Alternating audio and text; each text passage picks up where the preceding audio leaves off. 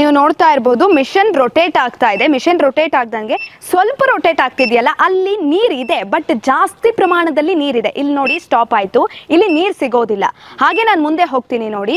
ಈ mission rotate ಎಲ್ಲಿ ಜಾಸ್ತಿ ಆಗುತ್ತೋ ಅಲ್ಲಿ ನೀರು, ನೋಡಿ ಇಲ್ಲಿ ಮಿಷನ್ ರೊಟೇಟ್ ಆಗ್ತಾ ಇದೆ. ಸೊ ಇಲ್ಲಿ ನೀರಿದೆ ಅನ್ನೋದನ್ನ ಮಿಷನ್ ಹೇಳ್ತಾ ಇದೆ. ಹಾಗಾಗಿ ಈ ಮಿಷನ್ ಅನ್ನ ಬಳಸಿದ್ರೆ ನೀರು ಎಲ್ಲಿದೆ ಅನ್ನೋದು ನಮಗೆ ಗೊತ್ತಾಗ್ತಾ ಹೋಗುತ್ತೆ.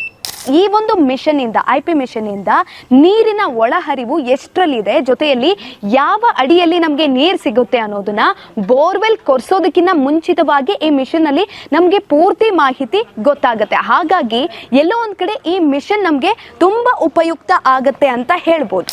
ಇದು ಪ್ರೊಫೈಲರ್ ಅಂತ, ಇದು ನಮಗೆ ಗ್ರಾಫ್ ಅನ್ನ ತೋರಿಸುತ್ತೆ. ಅಂದ್ರೆ ನೀರು ಎಲ್ಲಿದೆ, ಇಲ್ಲಿ ನಾವು ಟೇಪ್ ಅನ್ನ ಕೂಡ ಹಾಕಿದೀವಿ, ನೀವು ಗಮನಿಸ್ತಾ ಇರ್ಬೋದು. ಈ ಟೇಪ್ ಅನ್ನ ಗಮನಿಸ್ಕೊಂಡು, ಈ ಟೇಪ್ ಅಷ್ಟುದ್ದ ಇರುತ್ತೆ, ಅಷ್ಟುದ್ದದಲ್ಲಿ ಎಲ್ಲಿ ನೀರು ಸಿಗುತ್ತೆ, ಜೊತೆಯಲ್ಲಿ ಯಾವ ಪಾಯಿಂಟ್ ಅಲ್ಲಿ ನೀರಿದೆ, ಎಷ್ಟಿದೆ ಅನ್ನೋದು ಕೂಡ ಈ ಒಂದು ಮೆಷನ್ ಅಲ್ಲಿ ನಮಗೆ ಗೊತ್ತಾಗ್ತಾ ಹೋಗುತ್ತೆ. ಬೋರ್ವೆಲ್ ಅನ್ನ ಕೊರೆಸಿದಂತ ಸಂದರ್ಭದಲ್ಲಿ ಸುಮ್ಮನೆ ಲಾಸ್ ಆಗ್ತಾರೆ ಎಷ್ಟೋ ರೈತರು, ಯಾಕಂತ ಅಂದ್ರೆ ನೀರಿರಲ್ಲ.